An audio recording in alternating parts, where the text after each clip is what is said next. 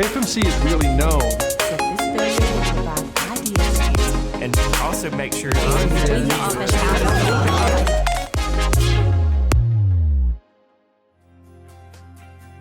Welcome to this edition of AFMC TV. I'm Robin Ledbetter. Thank you for joining us. Today I have with me Dr. Deanne King. She is an ENT at UAMS. And I also have Angelina Myers, and she is the Arkansas Guide by Your Side Coordinator for Arkansas. Thank you so much, ladies, for joining me today. Thank you for having us. So you guys have been involved in a really big project. Tell me what it is and what you've been doing for the state. So we did a joint project with Arkansas Hands and Voices, which is a nonprofit that serves the families of children who have deaf or hard of hearing issues. And our project is looking at why so many babies who fail their initial newborn hearing screening don't follow up and get the diagnosis in a timely manner. So we partnered with them on a community-based research project through UAMS, and we're looking at that. Our project started with surveys to the parents to figure out why they're not following up and what kind of issues they encountered. And we also did some focus groups to further identify the issues that they're having. So your focus is getting information to parents and providers? Yes. The main issue that a lot of parents say is that they didn't realize how important it was to follow up quickly on their child's hearing screen. And so we're trying to work to educate providers on the urgency and the need to follow up quickly, as well as parents. And so is it just that the providers didn't know that they failed their test or not encouraging it? Is that what you're saying? We think it's a lot of different issues. Sometimes the providers may not know and they may just assume that the test was passed and not to worry about it. And other times we hear them say it's not really a super urgent thing. You don't have to hurry up and follow up right away. So a lot of people kind of are downplaying the issue and the urgency. And tell me about your work with Arkansas Hands and Voices. So Arkansas Hands and Voices is a national organization, and Arkansas is a chapter of that national organization. And basically we are a family of people. So we're all parents to deaf and hard of hearing children. And the organization began because a lot of times statistically, families, their children are the first deaf people that they've met. And so that comes with a lot of emotional roller coaster because you're basically opening up a door to a culture that you're not familiar with. And so what we do is we walk alongside families that have children that are newly diagnosed to provide our emotional support. We've been on this journey for however long we've been, and just trying to give that encouragement and guidance along the way. And we provide networking opportunities for those families. So we bring together families from all across the state to be able to meet each other, because a lot of times just knowing that there's someone else that is in the same situation brings comfort. And those conversations spark questions and ideas that they can take back to their provider and be able to ensure the proper care and understanding of what their child is going through, and to be able to change the trajectory, because if we don't know, we don't know. And so passing on our experiences. Almost teaching parents how to be advocates for their kids. Yes. Yeah.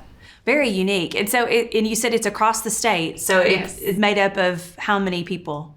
So right now we have 3 parent guides. So those are parents of children that are deaf and hard of hearing. And we have 2 deaf adults as our deaf and hard of hearing guides. And those are, as it sounds, they are adults that are deaf and hard of hearing. And so they share their lived experience, because as a parent, we see things one way, but growing up as a deaf adult, you have that different experience. And so you can provide some light and for parents to see that, yes, your child can be a successful adult. They've done a variety of careers and they are living in society and they're doing wonderful. So the challenges that we have today aren't going to be the challenges they face tomorrow. Tell me about the Guide by Your Side program. What is that?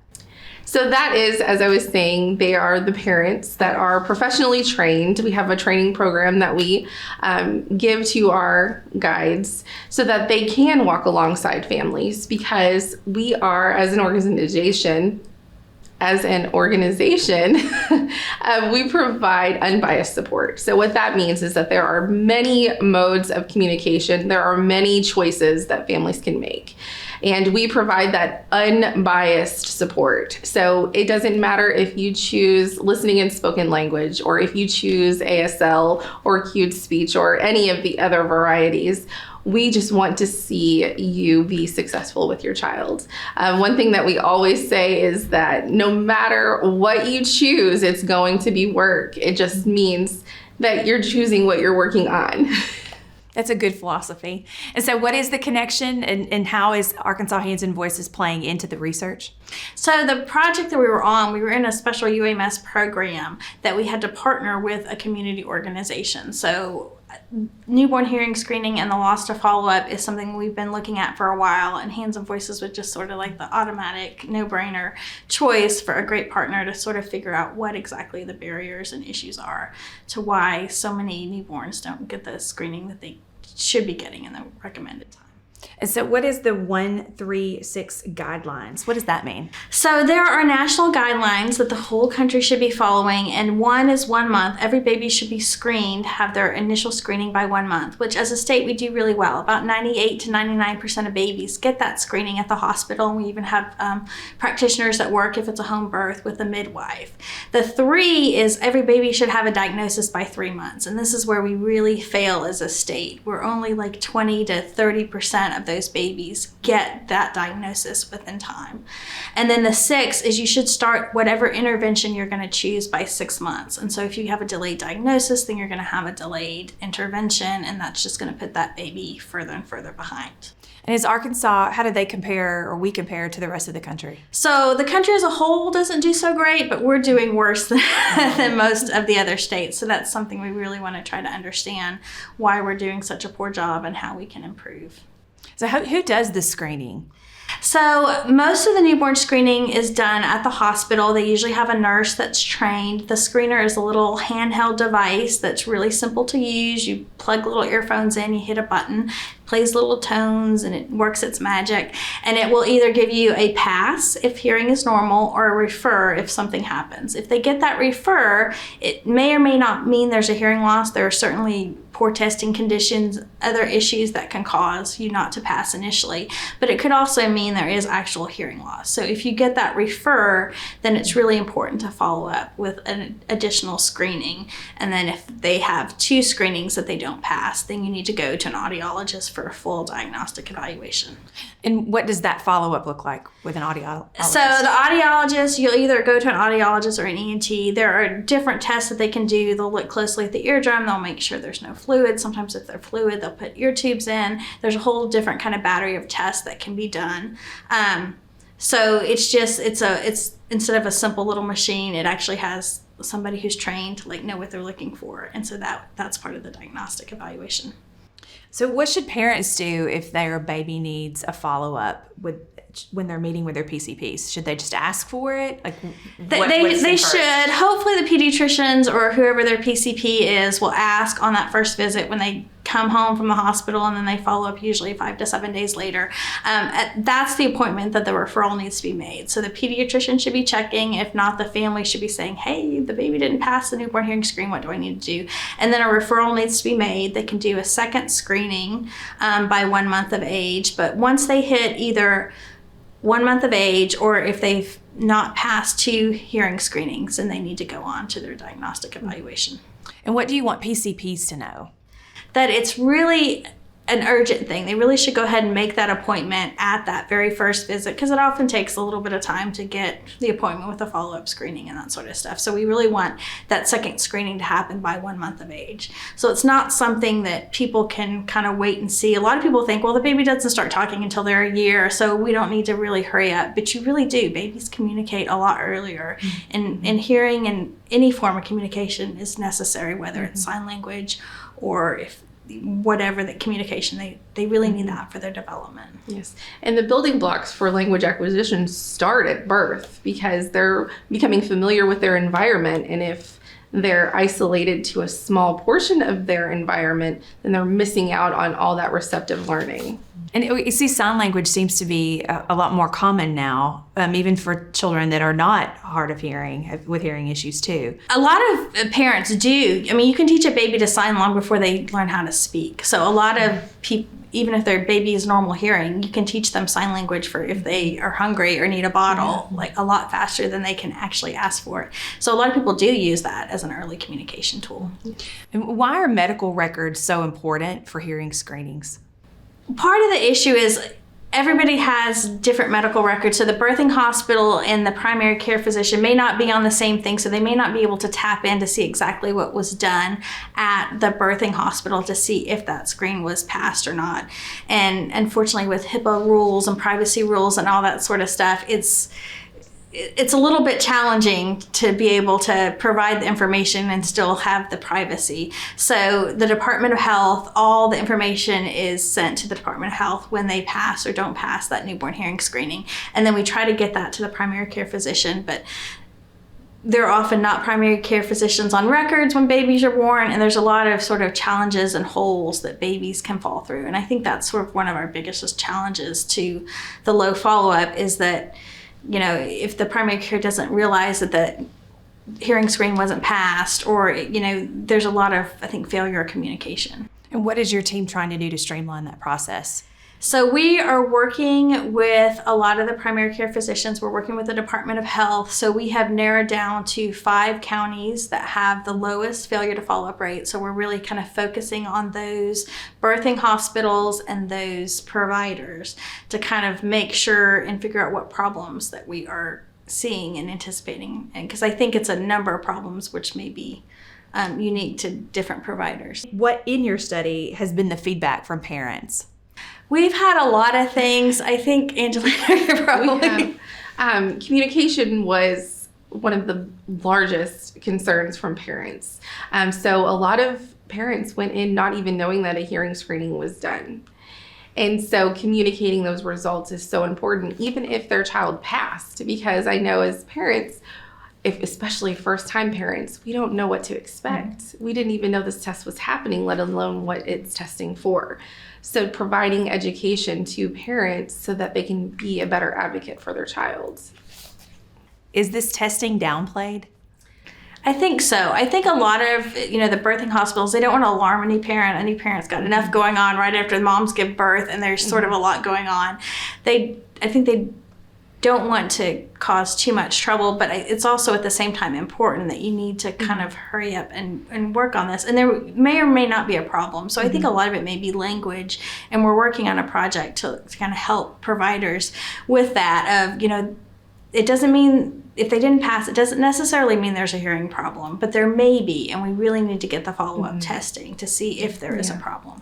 And hearing loss is such a small portion of the community as a disability. And so it's not typically on the radar of the provider. And so putting it back on the radar is just something to follow up on. And so changing that narrative, because for us parents that our child did fail and it was a hearing loss and it wasn't temporary, it's like, oh, I wish I had known so that I would have followed up faster. And so instead of it coming up with a variety of reasons on what could have caused that refer, let's just take it to that next step and just find out. And so we don't have to have those guesses. So then parents aren't Googling everything and and coming up with exactly sure. And coming up with their own diagnosis, because that opens up a whole slew of questions that cause fear and anxiety, and we want to limit that as much as possible. So just giving that education so that they're going into it as knowledgeable as possible, so that they can make the best choices for their child and their family.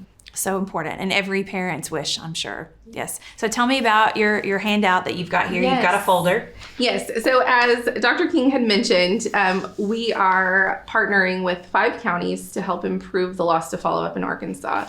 And as part of that, we have created an educational packet for families that have a child that referred the newborn hearing screening. And so what this packet looks like is it's a folder. They'll also receive a bag that has our logo on it with a QR code that takes them to the Arkansas Hands and Voices website to a page called What's Next. And this walks through the 136 roadmap. So it's a clickable, interactive website that allows the families to see what is next on their journey to hearing health. So inside this, there is a card that provides education on when your child should receive that follow-up and what that looks like. So as an example, all babies should have a complete hearing screening by 1 month. The hearing screening process will show if your child is receiving all the sounds, which is so important because clapping your hands behind your child and they respond, that's one sound, but that's at a different frequency than spoken language. And so if they're missing spoken language, then they're losing all of the things that you're saying. So it's important to know at what degree they're able to receive sounds. And we also have our Guide by Your Side brochure. So this is all the services that Arkansas Hands and Voices offer as a partnership with your family. And then a little bit more of Arkansas Hands and Voices as an organization, because Guide by Your Side program is just one program that we offer. We also have the Astra program, which is for older children going into school in that transition, and our guides help with that transition. And then we also, because like I said, you don't know what to ask unless you've walked those shoes. And so starting off on your journey, you have no idea what to even ask. So we are providing a questionnaire from the CDC on just things to consider discussing with your providers. So questions like, do you know why my child has a hearing loss? Or will my child need more tests because of hearing loss? Things like that. So things that really aren't on your radar unless you've walked that walk. So it just gives you kind of a jumping off point to questions to ask. And then we also have this Meet the Guide flyer. So this is all of our parent guides and our deaf and hard of hearing guides. And it's just a little bit of our story on why we partnered with Arkansas Hands and Voices. And then on the back is, why is family to family support so important? Because a lot of times when we are walking into a world of a diagnosis and appointment after appointment and rehabilitation to getting our child on level with their hearing peers, it is very overwhelming. And sometimes you're thinking, okay, connection with one more person might not be on my radar. And we explain why it's important to make time for that. Great resources that can ease the fears of parents in so many ways. Really great. Well, I am so appreciative of the time that you both have given to talk about this really, really great partnership and program and resources. It sounds like there's so many really great things out there for parents that could ease their minds, but also for healthcare providers that want to learn more. So thank you so much, ladies. I appreciate you so much. Thank you. Thank you for having us. That's it for this episode of AFMC TV. I'm Robin Ledbetter. Have a great day and thanks for watching.